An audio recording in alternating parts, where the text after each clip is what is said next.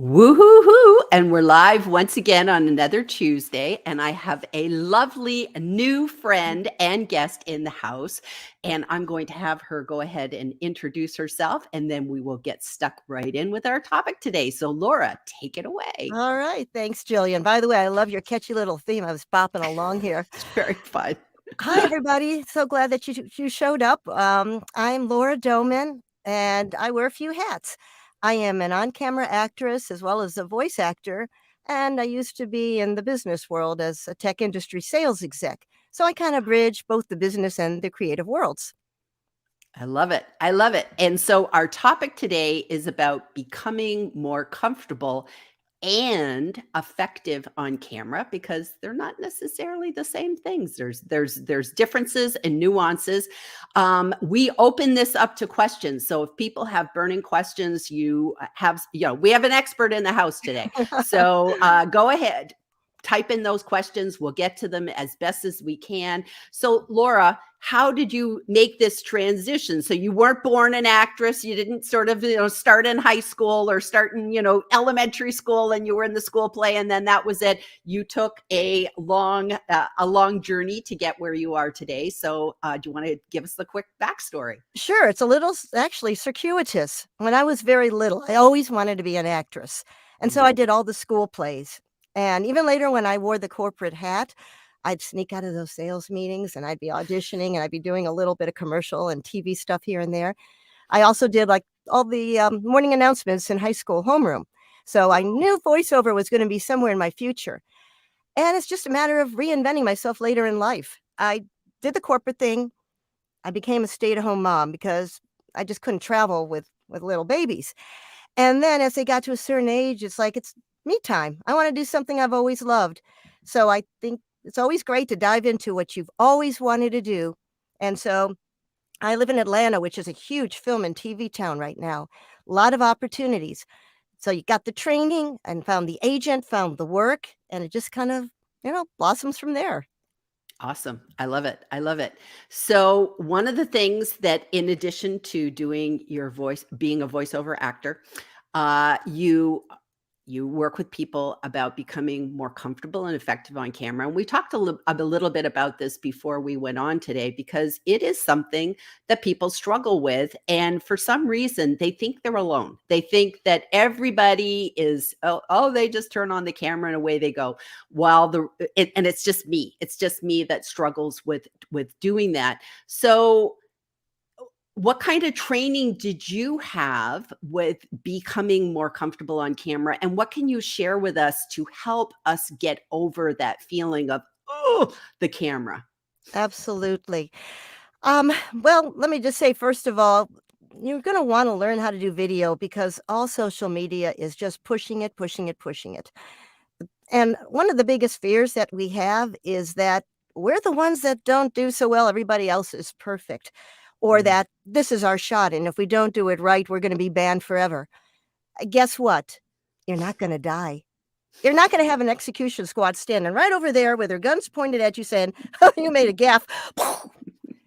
It just doesn't happen. We are always our own worst critics.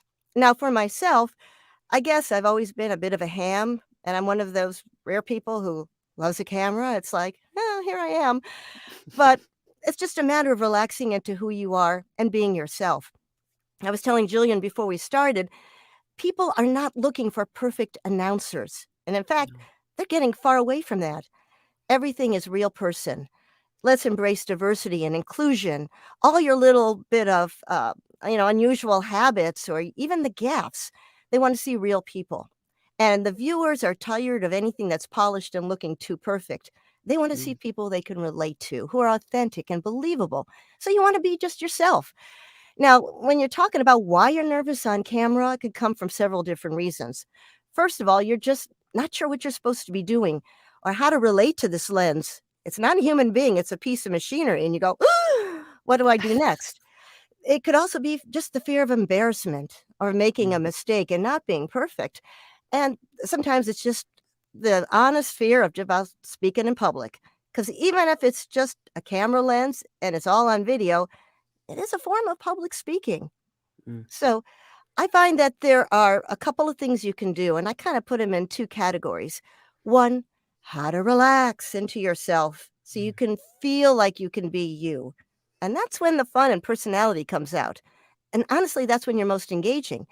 Then there are some pointers to keep in mind that'll help you get there and fake it till you make it. So you can be all butterflies on the inside, but you'll look great and professional. And I also have in that category a whole bunch of actor tips that you can use without much training to be able to get there yourself.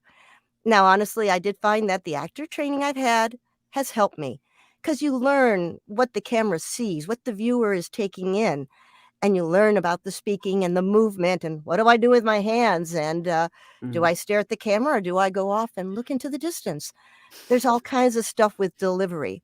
And a lot of this you might even find from places like Toastmasters or mm. organizations like Speakeasy that help business people talk to audiences.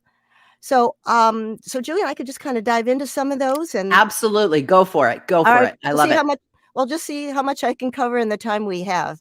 And I'm always happy to talk more later on or work one-on-one with people. The first thing, besides realizing you're not going to die, is that people want to see the real you. And so part of the idea is just to have fun. Just be yourself and have a message and know what you're trying to do. Now, if you're all tense and tied up, let me just give you some ways to relax. I would divide these into both whole body and then just things like for the head and face. You Okay. can see I come from a business background. Everything is organized. It's one, it's two, it's three, it's whatever. First of all, and you can do these things sitting or you can standing. You're just going to loosen up. Depending on how athletic you are, you can do some push-ups. You can do Mm, some jumping up and down. If you can't jump up and down, do some knee bends. The idea is just to get rid of all the extra stress in your body. If that is even too much, just move your torso from side to side. Wring out your hands. You'd be surprised how much energy's there. Or if you're a fidgeter, maybe you're going to pick up a fidget toy or even a pen and nobody will see it as long as you're not clacking it against rings. That's right. distraction. But down here, people aren't going to really notice too much. You can clench and release. You can do all Mm, kinds of things with your body. Um, I like to always work out before I go on camera, not showing up sweaty, but I've already done some sit ups and I've done a little twisting work. So I'm just kind of loose and it'll show. You can also do stuff just from the neck on up, just slowly. And this is where you take your time. Just turn your head from side to side and feel those neck muscles. You don't mm. realize how stiff you are until you move them side to side, I love up that. and down. You can even put your head in little circles if you don't get dizzy, which I sometimes do. I always had a problem with motion sickness. My first job that I wanted was an astronaut. Doesn't work if you're motion sick. The other thing that you could do is just with the face alone. Like we keep a lot of tension in our eyebrows. There's a reason we get these little marks there. Not that I have any, right? But just furrow them and then release. Mm, Angry, surprised. It's kind of fun to do. You can even like do that. the same thing with your mouth. You can smile really big, feel the stretching, and then frown, Open real wide, show, your uvula in the back of your throat, You can also do a little bit of massaging on your cheeks. I mean, this is great if you know where your pressure points are. For most people, they're like right around up here in the cheeks. If you just find a little indentation, and maybe with just like your knuckles, hold it there, gently massage in a circular motion and release. It feels good. There are also some right up here under your eyebrows or between the eyes or on the temples. You just do all that. And when you get your face relaxed, your head relaxed, and your body moving, you can start doing some breathing. Now, the real simple one is just a big deep breath in, like through your nose. Hold for a second or two, and then slowly out through the mouth. Notice how the shoulders drop? Yep. Because, yeah, if I didn't mention it before, doing this a lot will also, just loosen you up. There are other breaths called the 4-7-8 breath. So, for example, you can breathe in for 4, hold for 7, you can hold for 7. and then breathe out for 8. Which is also a great way to practice if you have trouble going to sleep at night.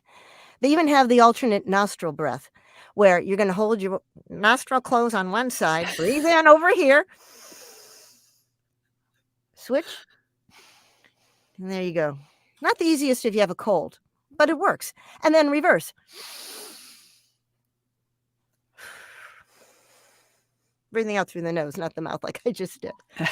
So those are some basic things to do. And by the way, if all this is coming kind of fast and you want to know more, I have a YouTube series of videos on each one of these subjects. Each Cool. one's only a few minutes long. I even have it captioned so that you can follow along. And it's just look under my name, Laura Doman, and I call it On Camera Tips for Busy Execs, because most business people are the ones that use this. So now let's move into the other side, and that is how to be more effective on camera. Before I get into the acting tips, let's go into the basic stuff. Prepare. Know what you're going to talk about and be organized. Even have some main talking points so you don't get lost, or if you're not sure, you could just look off to the side, go, oh, yeah. Now this is what I want to talk about. You can also smile. Hey, automatically it engages your viewers. And when you're engaging authentically, people feel good and they want to do the same thing on the way back. Be animated. Show energy. That doesn't mean you have to be, running on chipmunk speed. That'll be too much. But, if you're just, Bueller for 20 minutes or more, cute for a couple seconds. Otherwise, it's just not going to cut it. Have a good posture. If you're going to be slumped over, you're not going to look so good on camera. You don't have to be Downton Abbey proper, although that probably helps. But, just try to keep a straight back. Be relaxed, but, don't slump over too much. Make sure that you're also going to look into the camera. And this is kind of going into some of those acting tips. You don't know where to look. Look at the camera because your viewer's looking back at you. Even if you don't see somebody there, use your imagination. Pick out a friend or a relative or somebody who's just always supportive. And imagine they're there just going, yeah, way to go. You're going to want to talk to them. And you're going to talk to yourself. So, I don't see Gillian when I'm looking at my screen because she's down there in her little box. But Gillian, I know who you are. We both got great curly hair, although you have much better curls than I do. And I really want to tell you how I try to get my hair to look like yours. You just get a little bit more engaging that way. Don't be afraid to make mistakes either. We're all human. And that's what makes you most relatable. And that's where all those fun blooper reels come from. So I was telling Gillian, I've got this little thing in my throat. There's a little virus going around. I feel great, but my voice isn't voiceover professional par yet. So what? So I might scratch a little bit. Whatever. It doesn't matter. Nobody's perfect all the time. Guess what? Nobody's perfect any of the time. We're human. That's true. That's true. Oh, and if you have trouble, you know what this thing is? It's a lot of water. It's a voice actor's trick on camera too. Hydrate, hydrate, hydrate. I got a whole section about what to eat, drink, and not. And water is your friend. We do not have any caffeine or chocolate. That's hard as caffeine. Or coffee. So coffee is a no-no. Coffee is a no-no? Not before you go on camera. Have it maybe a couple hours before. But you're going to want to bring out this guy and hydrate at least 2 hours before you start. Okay. Run to the bathroom before you get on camera. But believe me, it'll go a lot easier and you'll feel a lot more relaxed if you're not trying to, all the time, which is honestly distracting. But the nice thing about being on camera, if you do cough, have to run to the bathroom, it's on camera. And unless it's live, it's a video. And guess what? You or somebody else can edit around it. You could put in transitions between points. You could put on fun graphics. You could play loud music over your gaffe, but it's easy to fix. It's not locked in stone, and you're not going to die by it. I love that. Yeah, just relax and have fun. You also want to dress for the occasion. So, if you're talking to a relaxed audience, dress casually. For business, dress appropriately. One thing that you learn from the actors world is typically don't compete with your backdrop. Have a simple backdrop. And I'm in my voiceover studio and I've just got this little thing I picked up from Michael's because I've got dark hair, and otherwise, if I went over this way, it's You just like, disappear. yeah, you see my face. Solid colors, something that is going to distinguish without being too glaring. And again, I got a whole nother video just about that. And then the last thing I would say is make sure when you talk to your audience that you're going to be relatable to them. Don't talk over their head and Mhm. don't talk under. I mean, don't think that they don't know as much as they do. If you're going to use acronyms, make sure that your audience knows what those acronyms are. I come from the computer field, and we can have a whole speech where there's nothing in there but acronyms.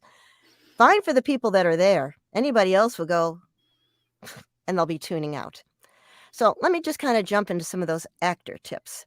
These are things that you learn when you're training to be on film, on TV, commercials, or industrials, which are films for corporate use. The first thing is you're talking to one person. Now, if you're going to be in Mm. a scene with other people, you're going to talk to them. But if you're a spokesperson, and I'm going out for a spokesperson job tomorrow, you talk to the camera and you're relaxed and you're a real person. And like I said, it's somebody that likes you, that supports you, and is cheering you on. Pick one or two people and stick with them. Now, sometimes you might have different eye lines. Let's say you're going to be talking as part of an interview panel and it's live and it's being recorded. Don't be afraid to look at the other people, or if you could Yep. look at the other interviewer. But one trick I'll tell you is that if the people are all the way over here or all the way over there, sometimes it's good to do what they call cheating. And cheating means you don't really look there because then all they do is see a profile. Instead, you just look a little bit off camera.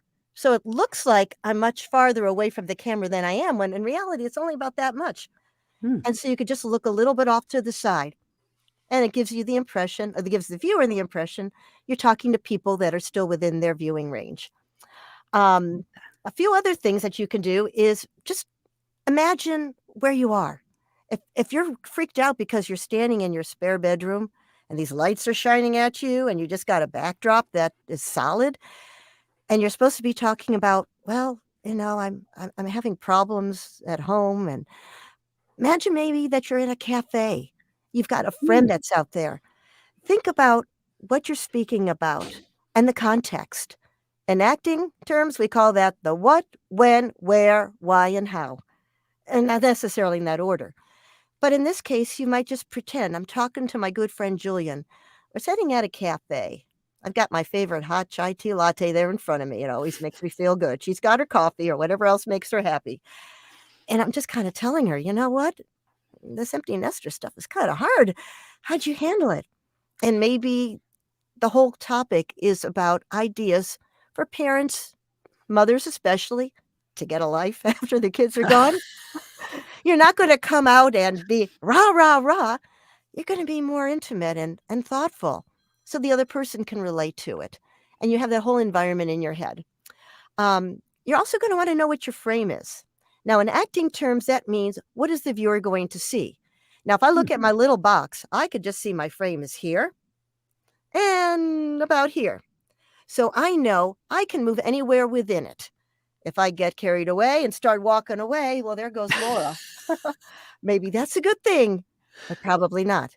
Nobody wants to see a Kilroy. I can't get down low enough. But where you're just seeing from the eyes on up. Right, right. And I don't think you want to do a boob shot. Not that there's a whole lot to see here. You understand what I'm talking about, okay? Know what you're working with. That doesn't mean you have to stay solidly in place. You're not a robot. You can move, but realize that anything that you do small is magnified large on the camera. I'm going to Mm. move an inch to the left. It looks more than an inch, doesn't it? If I'm going to wave my arms around because I'm getting real excited, whoa, that's too much. In person, it might be okay. Not so much on camera. So you want to keep that in mind. Um, you also have to decide, do I want to sit or stand? Standing usually gives you a lot more energy. So if Mm. you're going to be talking about something you're excited about, you want somebody to do it with you, and you're going to move, stand. But sitting also can work. If you're going to just sit there and like you're at a cafe and you're talking confidentially or you're giving advice, maybe you're a doctor, or maybe you are an accountant that is sharing some real important tax tips. you could just do that, and it doesn't hurt to have a few things with you. I wouldn't fill it with a lot of props, but, you can point to, maybe a paper or a pen or just say, "Hey, you know what? Why don't we check it on the phone?" You keep it simple, you keep it real. I like that. Um, Pacing is something you can use from the actor's world. There are all kinds of things you can do. You could speak fast when you're excited, slow down, put pauses. If you're not sure about what to say and you tend to go, like, take a moment. Now I understand. People listen. E.F. Hutton, hey, Mhm. when you're taking your time, people will listen. You'll also want to know your frame so you know how to use your hands. If you're going to be just ahead, your hands could be doing anything underneath it and they're not going to see it. They'll just see the body moving a bit. If it's full body, then you're going to want to control it a little bit. And then there are a bunch of other little time savers that you can do, but I'm kind of keeping an eye on the clock and I don't want to take up any Q&A. So you got a lot of stuff here. It's all on video It's plus good. more, including how to set up if you want to do a real basic setup in your home. So check that out then.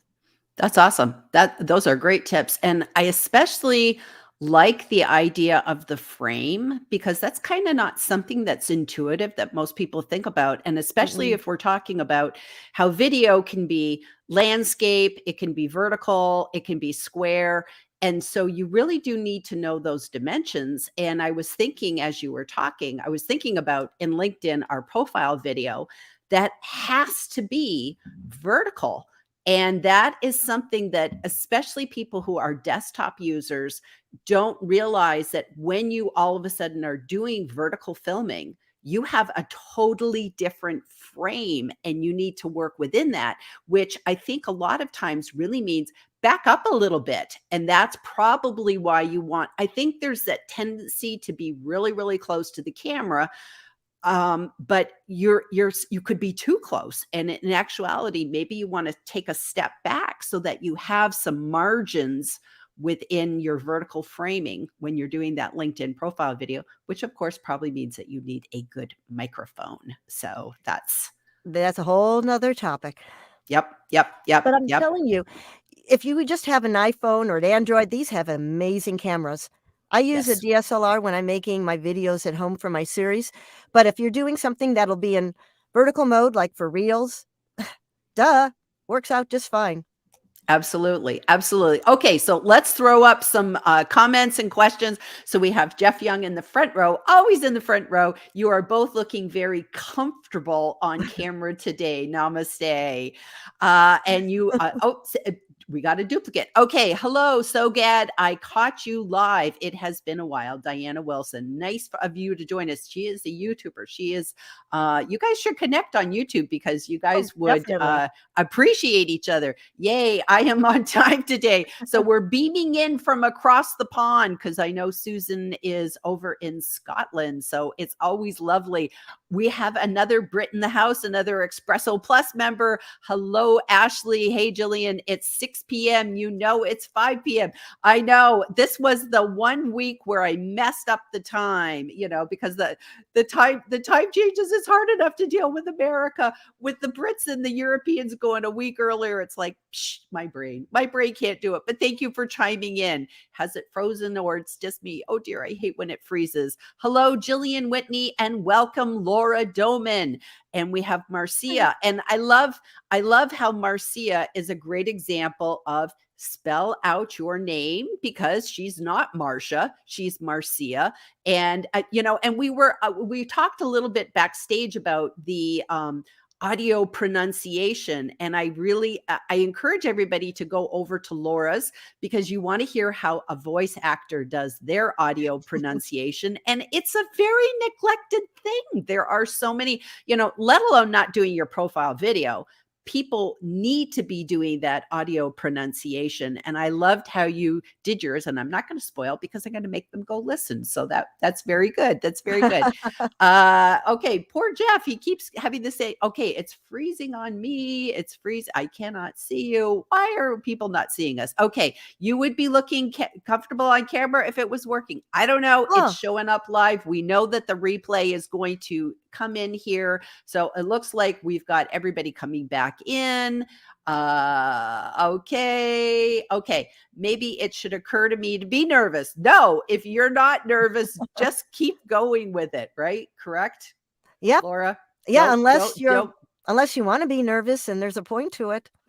There's no point, Could be. except for the only thing that I ever tell people is that our nervous energy really is mislabeled excitement. It's a fine line between being nervous and being excited. So if you choose to see it as excitement, we want to have that because we don't want to be, like you said, that sort of Bueller, Yeah. the boring, you want some energy. You have to magnify it. And it's just a fine line between going over the top. And, we talked earlier about not having your speaker voice, your Yes. presenter voice on. That's probably the hardest struggle, right? Absolutely. I could even talk about that if you have a moment or so. Sure. Talk Yeah, about that. because when I was in the business world, they were sending everybody over to learn how to be a speaker.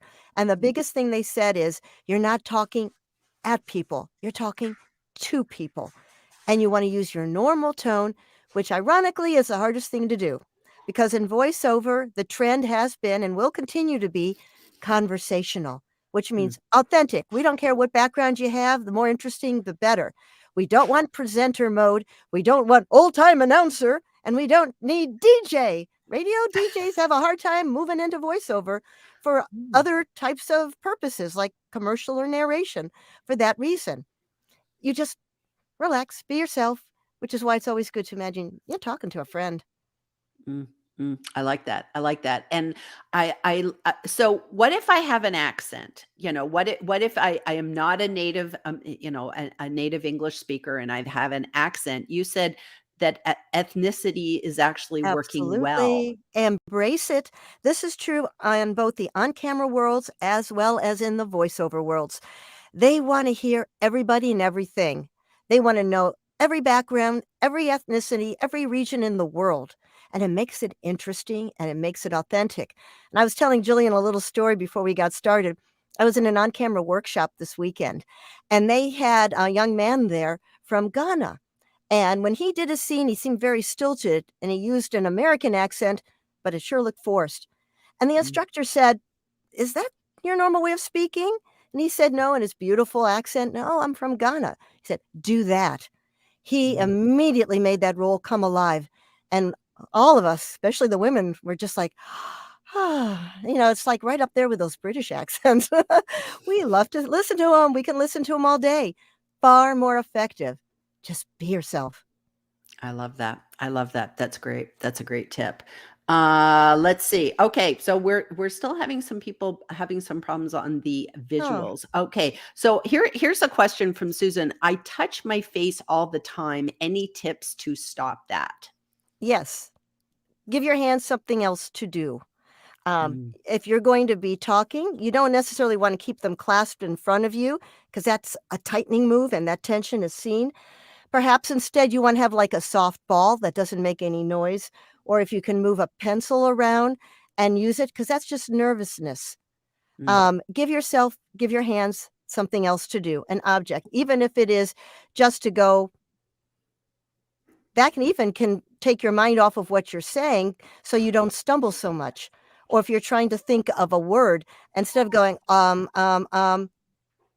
give your hands something to do and let's see how it works. I like that. That's a good one. That's a good one. So we're getting close to the wire. So what would be sort of that one, especially trying to get the sound of your voice being, not Yes. too high and not too breathy?